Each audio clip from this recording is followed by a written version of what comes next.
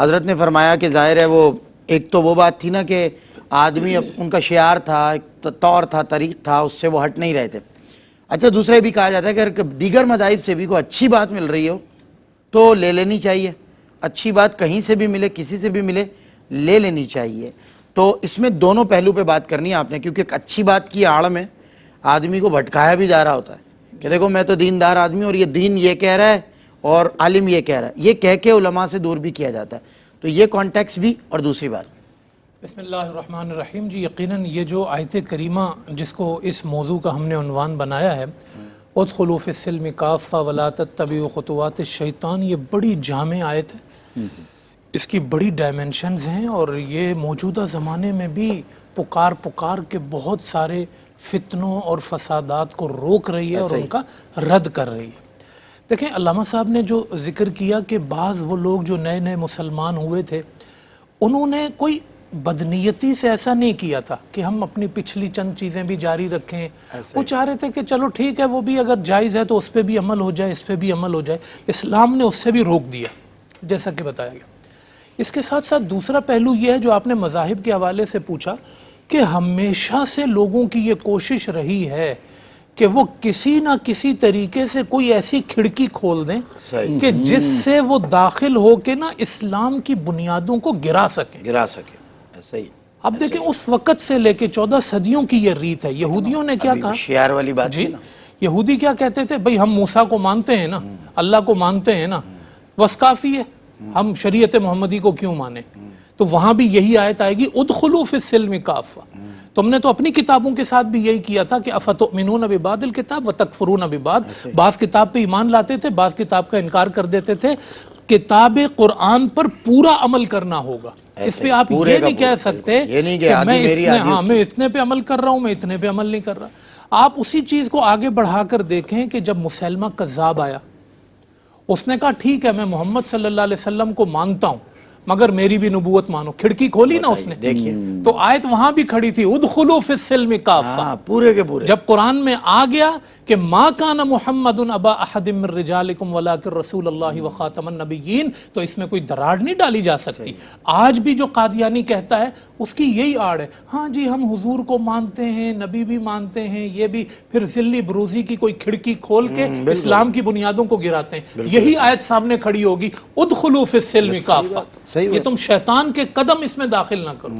اچھا دین اکبری کا نعرہ لگا، اس نے کہا ٹھیک ہے یہ جو آپ نے بات کی نا، سارے مذاہب بہت اچھے ہیں، ہم نے اس مذہب کی اچھی بات لے لی اور اس مذہب کی دین ابراہیمی کا آج کوئی نام دے رہا ہے، کوئی وحدت ادیان کا نام دے رہا ہے، اس نے دین اکبری کا نام۔ مقصد کیا تھا؟ شریعت محمدی کو منسوخ کرنا، کہ سارے مذہب اچھے ہیں، سارے مذہب ٹھیک ہیں، کسی مذہب کو برا نہیں کہہ سکتے۔ نہیں، برا کہنے کی بات نہیں ہے، حضور کی شریعت نے ساری شریعتوں کو منسوخ کر دیا۔ اب حکم سکہ یہ چلے گا محمد عربی کا چلے گا۔ بے شک میں کنٹینیو کروں گا یہیں سے انشاءاللہ۔ اب جو سکہ چلے گا اس بات سے ہم کنٹینیو کریں گے، بھیا یہ رسول اللہ کا دین ہے، حضور نے جو کہہ دیا بس ہو گیا، ختم ہو گیا، نبوت ختم ہو گئی، پیغمبروں سے اور فرشتوں سے گناہ سرزد نہیں ہو سکتا، معصوم ہے۔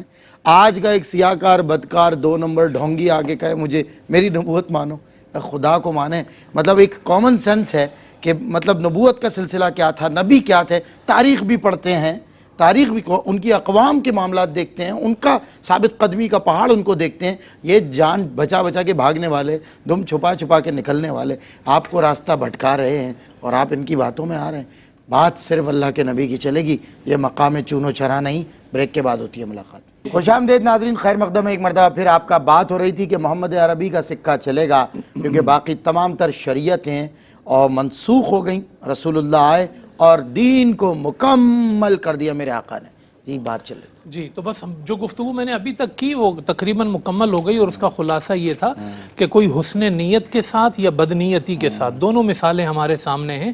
اگر کوئی شریعت محمدی پہ حرف لائے گا یا اس میں چیزوں کو مکس کرنے کی کوشش کرے گا یا کہے گا کہ ہماری اپنی خواہشوں پر بھی عمل کیا جائے، فلاں چیز پہ بھی عمل کیا جائے، تو اللہ پاک نے سب کا راستہ اس آیت کریمہ سے بند کر دیا۔ حتیٰ کہ حضرت عمر فاروق رضی اللہ تعالیٰ عنہ جو تورات کی تلاوت کر رہے تھے اور حضور صلی اللہ علیہ وسلم نے ان کو دیکھ لیا تھا اور اس کو ناپسند فرمایا تھا، آپ صلی اللہ علیہ وسلم کا ایک جملہ ہے جو آج تمام وحدت ادیان کی بات کرنے والے، یہ جو اہل عرب کو ملا کے، یہودیوں کو ملا کے، عیسائیوں کو ملا کے ایک ایسا دین بناؤ جو ہر ایک کے لیے قابل قبول ہو اور اس میں اسلام کی بنیادیں گر جائیں، ان سب کے لیے حضور علیہ السلام کا یہ جملہ کافی ہے۔ آپ نے فرمایا تھا کہ لو کان موسیٰ حیا لا یسع الا اتباعی، اگر آج خود موسیٰ بھی موجود ہوتے تو میری اتباع کے علاوہ ان کے پاس کوئی رستہ نہیں۔ اللہ اکبر۔ تم اب بات بتائیے، کرتے ہو اب ان کیا کی بچا؟ اتباع کی، کیا تم ان بچا؟ کی کتاب کی اتباع کی بات کرتے ہو، تو اس لیے یہ جو آیت کریمہ ہے یہ بڑی اہم ہے۔